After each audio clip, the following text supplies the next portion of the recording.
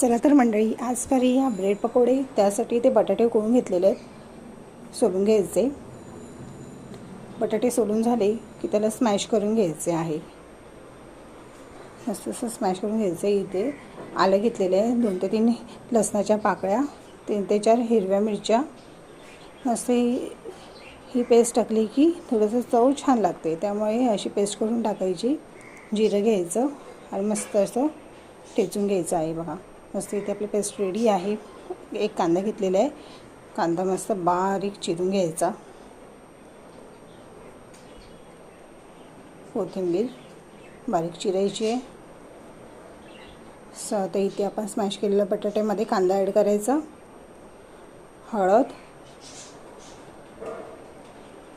केलेली आलं लसूण मिरचीची पेस्ट, चवीनुसार मीठ आणि वरून कोथिंबीर टाकून मस्त मिक्स करून घ्यायचं आहे। सो इथे बघा आपली भाजी रेडी आहे। आता एका भांड्यात मिक्सरच्या कांदा, आलं लसूण, 2 ते 3 हिरव्या मिरच्या, कोथिंबीर, कढीपत्ता आणि चवीनुसार मीठ हे टाकून मस्त ग्राइंड करून घ्यायचं आहे। बघा, आपली हिरवी चटणी रेडी आहे। ही चटणी छान लागते, अशी करून बघा तुम्ही। आता इथे आपण बॅटर रेडी करून घ्यायचं बेसनाचा। त्याचं बेसन, हळद, लाल तिखट, हिंग, कोथिंबीर आणि थोडं चवीनुसार मीठ टाकून घ्यायचे आणि पाणी टाकून मस्त मिक्स करून घ्यायचं। बॅटर जास्तही पातळ नाही करायचं आहे, थोडंसं जाडसरच ठेवायचं, जेणेकरून आते आपल्या लागलं पाहिजे ब्रेडला। असं इथे बघा हिरवी चटणी आणि सॉस लावून घेतला आहे आणि आता वरून भाजी लावून घेतलेली आहे।